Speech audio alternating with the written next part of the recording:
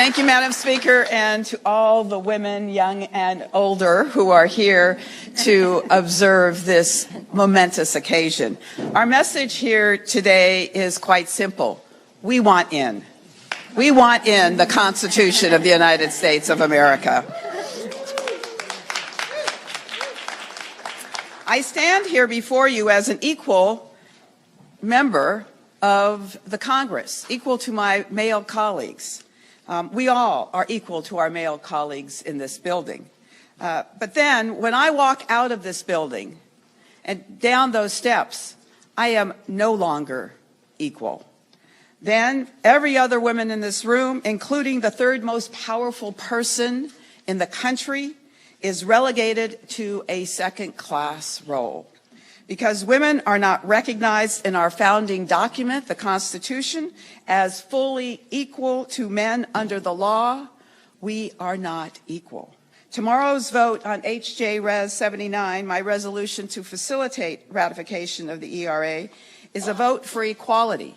It's a vote for justice. It's a vote for sisterhood and motherhood, survival, dignity, and respect. 97 years we've been trying to get this in the Constitution of the United States, starting with Alice Paul. It's a vote for the American dream, to be on the same footing as everyone else in order to pursue our great potential. It is a vote for America that we have fought so hard to become. It's a vote for that more perfect union. Our vote is also a strong message that women in America are done. We are done being harassed, assaulted, and violated with impunity. We are done being paid less for the same work. We are done being discriminated against for our pregnancies. We are done being disparaged and demeaned by those who work daily to undermine the rights we have secured, including those who hold the highest office in the land. And make no mistake, the timing of this message and vote is crucial. It's no coincidence that we saw the ratification process start up again in earnest, beginning with Nevada in 2017. It's no accident that Virginia's legislature swept up in the pink wave in 2018 and now awash in blue ratified the ERA 2 weeks ago. From the Women's March to the Me Too movement to the pink wave, our march continues today with the Equal Rights Amendment. Delays and distractions will not slow our progress because there can be no expiration date on equality. Thank you.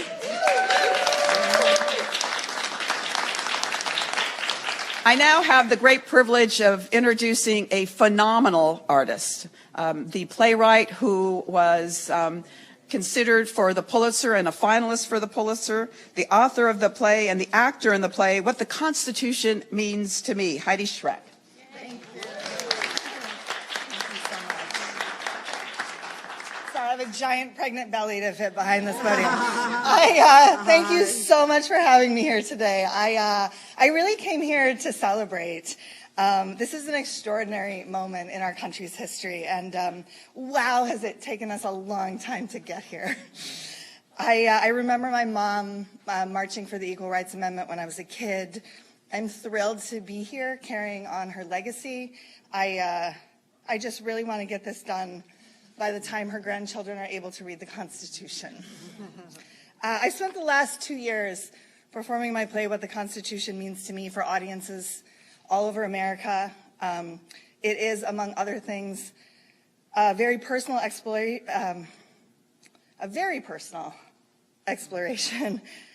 of how our founding document failed generations of women in my family, a family that, like so many in this country, has been marked by a history of violence against mothers and grandmothers and great-grandmothers, and by the curtailment of women's lives by laws that actively discriminated against and continue to discriminate against them. And my family was really one of the lucky families. As you all know, the lack of equality for women in this country is compounded exponentially when intersected with factors like race, class, sexual orientation, immigration status, and gender identity. Because of the play, I've had the opportunity to talk with thousands of people across the country, and I've actually discovered two kind of interesting things. First, a surprising number of people think that the Equal Rights Amendment is already in the Constitution. I'm not talking about the large number of people who think that women are protected by the Constitution. Newsflash, we're not. But they actually think that it's in here, I guess maybe somewhere right after Amendment 27, which took 230 years to pass and did not have a time limit. I also found out that a lot of people, when they find out the Equal Rights Amendment is not in the Constitution, everyone I talk to across the political aisle thinks that it should be.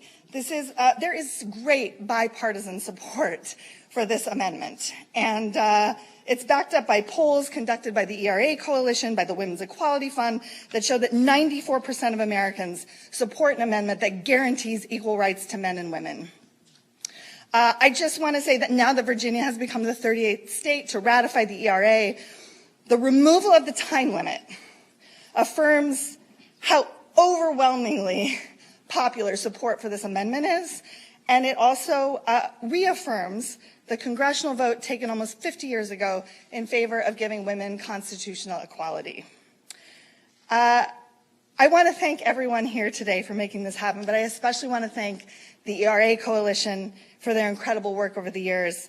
I'm proud to have recently joined their board.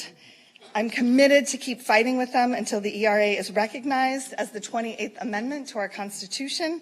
That is why I came here to celebrate today, even though I had to get special permission from my doctor. I have twins in here. They happen to have double X chromosomes. And as you might imagine, because I'm about to bring kids into the world, I've been thinking about the future a lot. I want their future to look very different from our past. And I hope that when they read the history books and discover that exactly 100 years after women were given the right to vote in the 19th Amendment, that the 28th Amendment finally gave them equal rights. And I hope that their reaction will be to just simply wonder why the hell it took so long. Thank you. Thank you. Thank you, Heidi. Thank you. It's been a long time in coming. There's an old saying that women hold up half the sky. Well, I would say that's an understatement. And yesterday, this Congress, in a bipartisan way, made history. We passed a bill to create the first museum, the National Smithsonian Women's Museum on the Mall. It'll be the first museum in the country, and the only one in the country, dedicated to the accomplishments and achievements of women. And it was long past due. I would say the Equal Rights Amendment is long past due. But it has always been very bipartisan. Alice Paul, when she introduced it in 1923, she was a Republican.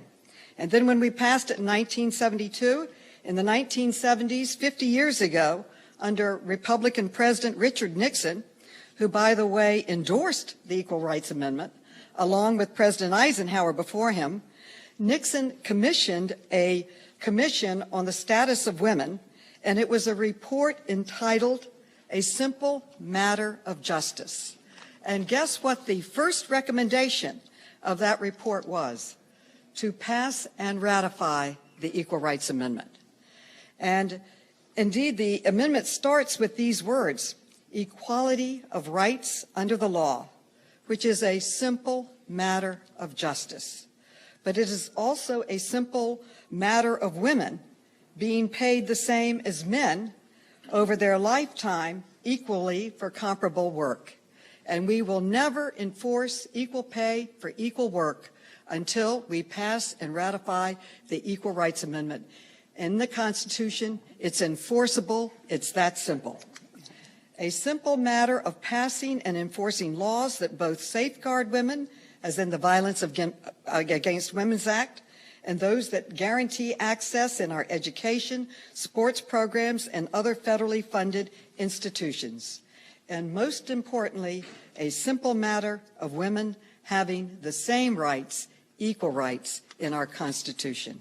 Thank you. And our next speaker is Carol Jenkins. Thank you. Thank you so much. Avery, come up. I said a little bit earlier today that the reason Avery, who is now 10, is here is that she started lobbying for the ERA when she was 7. And she would trail behind us and go visiting offices, and she and her friends would make posters, and her younger siblings, 6-year-old twins now, also do the same thing. They come to work with me. So I wanted Avery to see what success looks like. I wanted Avery to be able to meet the people who were going to give her an equal future. I do want to say, Speaker Pelosi, you have given me so many photographs that are hanging in my private home for encouragement of you ruling the world. So thank you so much for everything that you do. Every single day you give us an example of what it means to be a strong leader. The Majority Leader Hoyer, thank you for being with us today, standing with us. Congresswomen Spear and Maloney, our champions. We have spent many of the year now working on the Equal Rights Amendment. It seems like 100 years, but it's only right, 97. Exactly. And our board member Heidi Schreck, who comes with her pocket constitution, no matter where she goes, and was the one who made the Constitution hot again, probably for the first time since it was written. I know that when we were in the judiciary, Congressman Cohen opened the proceedings with Heidi Schreck and closed them with Heidi Schreck. And so we're thrilled that she's here and thrilled that she's on our board. The ERA Coalition represents more than 100 national and local organizations across this country, millions of girls and women who will accept nothing short of full equality. The ERA Coalition research says that America is ready for full constitutional equality. 94% of all Americans polled, 99% of millennials, this is good news because it's our young people, want to see the Constitution fixed so that it prohibits discrimination based on sex, something as simple as that. It is not a complicated, as we all know, thought and idea at all. Amazingly, after nearly 100 years of assiduous work by legislators and advocates and demands by women everywhere, we are within striking distance of the 28th Amendment. We haven't gotten up that far. We have 38 states, but not 38 amendments yet. In fact, some say we have already finished our work, and your actions here tomorrow will clarify that and relieve any doubt about where we are. We have met the requirements laid out in the Constitution's Article 5. 2/3 of Congress passed this amendment nearly 50 years ago in 1972. And when Virginia voted on January 27th to ratify the ERA, it was the final 38th state we needed. We are honored to work with Congresswoman Jackie Spear in the House and Senator Ben Cardin and Lisa Murkowski in the Senate on their bills to remove the time limit that exists not in the amendment itself, as we all know, but in the joint resolution that precedes it, and not something that the states voted on. Cheering you on today, our team, Coalition founder Jessica Neuwirth and DC Director Bettina Hager, who are here, Linda Coberly, who heads our legal task force, which we really need now. Thank you, Linda. And also, I want to mention great state legislators, Pat Smearin of Nevada, Juliana Stratton, and Steve Anderson of Illinois. Steve is with us today. Thank you for coming in. Republican. And Senator Jennifer McClellan and Delegate Jennifer Carol Foy of Virginia. I know Congresswoman Wexton is representing the state of Virginia for us today. I do want to mention some of our colleagues I have standing behind me. I have to turn around to look at you. This is Ellie Smeal. If you don't know who this woman is,